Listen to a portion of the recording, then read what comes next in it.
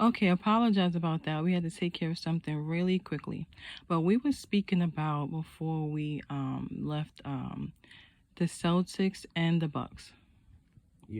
I was saying the in the series that I really started to pay attention to Chris Middleton. Like I said, was he had come back that year from an injury, and I never really paid attention to the Bucks because this was before Giannis became the two-time MVP and eventually Finals MVP.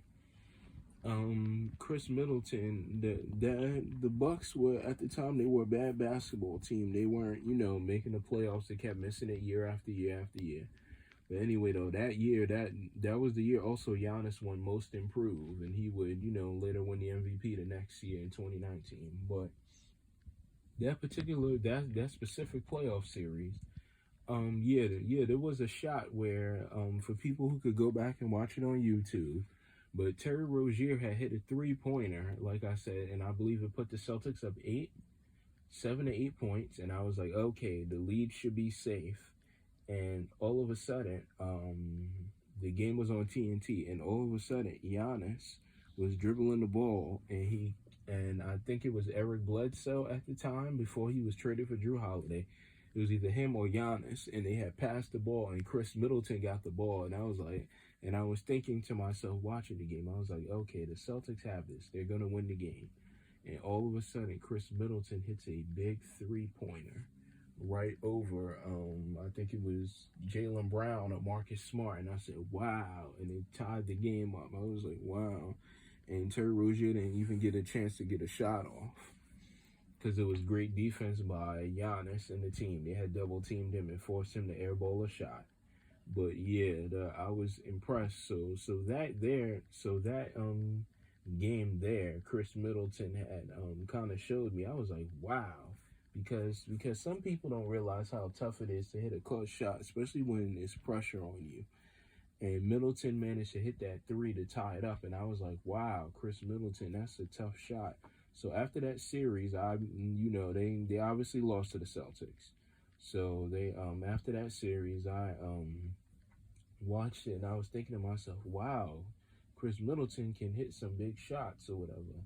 They just I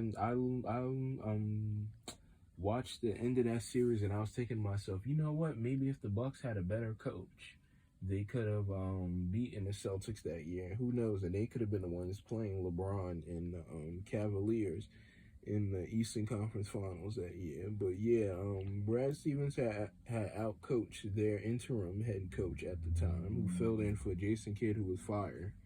But yeah, that showed me, Chris Middleton was, and then fast forward to this year, Chris Middleton ever since then had hit a lot of had hit a good amount of big shots. He missed some as well, but for the most part, last year he had redeemed himself because he missed a lot of them going into I think it was the bubble. Even though some people don't count the bubble, I do. He had missed some of those. So Chris Middleton last year, like I said, he was the closer for the Bucks. There's plenty of times he closed the nets. He closed the nets out. He's the reason they beat the Hawks when Giannis got hurt. Hyperextended his knee. Coach Budenholzer had drawn up the play, and Chris Middleton got the ball and ended up hitting the game-winning shots that put away the Hawks, Trae Young's Hawks. And then they ended up coming back, as we know, and they beat Chris Paul, Devin Booker, and the Phoenix Suns. They beat them in 6 games. So Chris Middleton had some big time, shots in that series, and I said, wow, Chris Middleton's a big shot that solidified it for people like me that he's a big shot maker.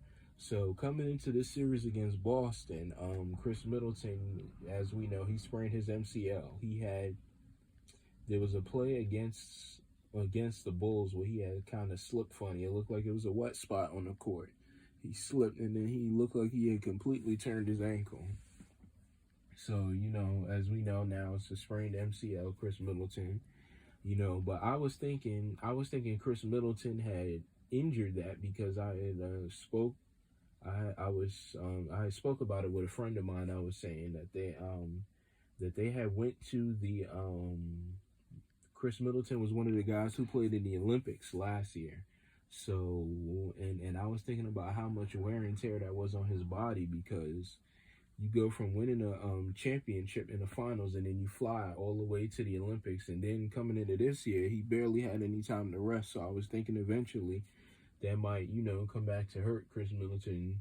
Like, not saying, I wanted anybody to get hurt. That's not what I'm saying. But I'm saying that's a lot to take on the body, and not have any kind of break in the summer to rest up. So coming into this series, yeah, Giannis didn't have Chris Middleton, his second guy, but Giannis actually played pretty well in the series. He had two 40-point games, which I'm impressed by, because that Celtic defense is no joke. They're the number one ranked defense in the playoffs for the reason. Number 2 or 3 is the Miami Heat. But the Celtics are that defense for a reason. The way they had guarded Kevin Durant and Kyrie Irving, I was like, wow. And then they did it to Giannis's team. And but Jason Tatum's emergence into becoming a superstar is really what helped them win the game. Is really what helped them win the series. Tatum played phenomenal basketball. Also, really quickly, do you think the trade concerning Tucker hurt the Bucks? I do believe that hurt the Bucks. It wasn't a trade, actually. It was free agency. Right. Their owner, I forget his name. Excuse me. Anybody feel free to correct me on that. I forget his name. He was gonna have to pay the I think it was Brian Windhorst and Bobby Marks, who work for ESPN. A lot of people know him in Woj. They talk about trades, and they give you the details on contracts and how much money his teams have to spend. So the Bucks owner, he was gonna have to pay the luxury tax to keep Bobby Portis and PJ Tucker, and he didn't want to do that. So I think the loss of PJ Tucker really hurt their team, because they could have used PJ's defense against Jaylen Brown and Jason Tatum, and they also could have used his 3-point shooting, because he's another guy, as ESPN Jay Williams has said. As ESPN's Jay Williams, has said, PJ Tucker, his floor spacing and defense was sorely missed in that series, and the Bucks. And the Bucks didn't do, and their general manager John Horst, he didn't do a good job replacing him with Grayson Allen. Grayson Allen, he turned out to be a really good shooter for the Bucks, but the one thing with Grayson Allen is Grayson Allen, he's basically like he's almost like Buddy Hield. And this is no disrespect to Buddy Hield. I like him. I think he's a really good 3-point shooter. But Grayson Allen and Buddy Hield are guys who are sharpshooters.